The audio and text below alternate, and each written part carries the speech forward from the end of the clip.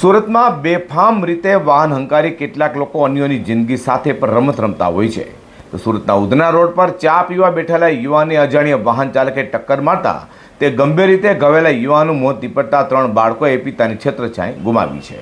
સુરતમાં વારંવાર અકસ્માતની ઘટના સામે આવી રહી છે. ત્યાં સુરતના ઉધના રોડ પર ચા પીવા બેસેલા એક 28 વર્ષીય યુવાન રહેમતભાઈને અચાનક આવેલા અજાણ્યા વાહન ચાલકે અડફેટલી ટક્કર મારી હતી, જેમાં રહેમતભાઈને પગ અને માથાના ભાગે ગંભીર ઇજાઓ થતા તાત્કાલિક સારવાર માટે લોહીલુહાણ હાલતમાં 108માં નવી સિવિલ હોસ્પિટલે ખસેડવામાં આવ્યા હતા, જ્યાં ટૂંકી સારવાર બાદ રહેમતભાઈનું મોત નીપજવા પામ્યું હતું. બનાવ લઈને પોલીસને જાણ થતાં પોલીસે ઘટનાસ્થળે દોડી જઈ અકસ્માત મોતનો ગુનો નોંધી તપાસ હાથ ધરી હતી. તો રહેમતભાઈના મોતને લઈને તેમના 3 બાળકોએ પિતાની છત્રછાયા ગુમાવી દેતા પરિવારમાં ગમગીની જોવા મળી છે. मेरा नाम अबरार अंसारी।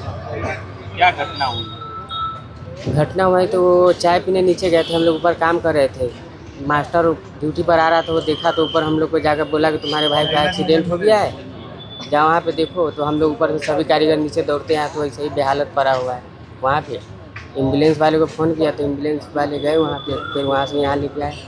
यहाँ जाँच हुआ तो बोला कि डेथ कर गया। परिवार में कौन कौन है? परिवार में उसको 3 बच्चे हैं, बीवी है और माँ बाप है। તો યુવાન રહેમતભાઈને ચા પીતા પીતા આવેલા મોતને લઈને પરિવારજનો શોકમાં ગરકાવ થયા છે. ત્યાં પરિવારે ન્યાયની માંગ પણ કરી હતી.